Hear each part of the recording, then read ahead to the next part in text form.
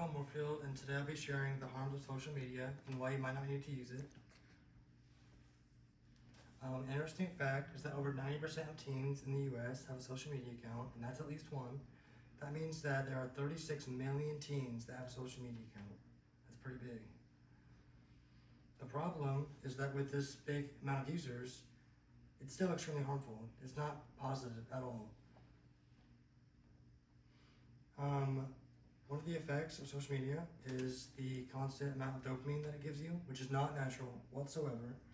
It acts almost like a drug. It requires more and more use to not get bored of. Actions such as seeing a post or liking someone's post give you a spike of dopamine, but the opposite, like not getting a like, might make you have a downward spike of dopamine, which can be negative.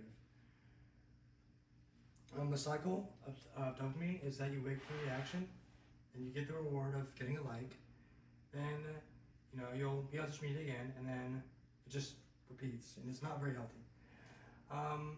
It also changes your natural intake of dopamine. So first, let's say you're taking a walk or going for a run. Maybe you don't want to do those things anymore because they're not impactful enough in your dopamine.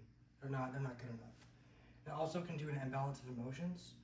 If you're having a good day, and out of nowhere you don't get a like, or you see a negative comment, that ruins your whole day. You're basically done for. It also affects your mental health, not just your mind. So a big cause of this effect is that it builds unrealistic expectations early on in teens' lives. A big reason is because of filters. They build a unrealistic expectation of your body images, which is really bad because it's in your early age, and it basically impacts your entire life. And it's really bad. This causes teens to try to become like celebrities or look better like their filtered selves, which is impossible. Social media often also shows perfect lives, and they also have unrealistic expectations in lifestyle, not just looks. This builds a fear of missing out. But let's say you and your partner look at social media, you see a really nice wedding or a better ring, you chase that better lifestyle, which you don't really need at all. Basically builds expectations for your life that just aren't needed, and they're not healthy. It also makes your life seem insignificant compared to others, which is also not healthy. Social media, it's already addicting enough, but it also traps you in a way by isolating users from real life interaction. So it's like, why would you want to speak in person when you could easily just text someone without actually having to meet them? Or you want to talk to someone about something you're nervous about, but you don't actually have to be nervous because you're not actually talking to them. It keeps you in the social media. Really negative is that over 44% of users experience at least one instance of cyberbullying. That's a big number.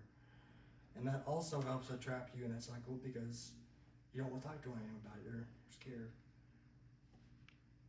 What's the solution? So after all these negative impacts, you might not want to use it anymore. But some of the ways that you can fix this problem is that you can limit your usage by putting a time limit for yourself or your children, or you can monitor your usage and just see if it's unhealthy or not. You can also private your accounts, meaning that only certain people can view them, so you don't actually see anything negative or comments or anything like that. And you can also only follow users that actually make you happy, like not follow an ex or like that. Or you can just delete your social media, which is also a good way. Another thing that needs to be put into place is definitely giving your kids social media way later in their life, maybe when they're 16, 17. I personally have credibility as I'm a teen. I have social media, but I feel like it's been very helpful as I've been introduced way more later to my life, so I'm not actually really addicted to it. So yeah, thank you for listening to my speech, guys. Hopefully it was informative and it helps you to have a better life. Thank you. Is that good?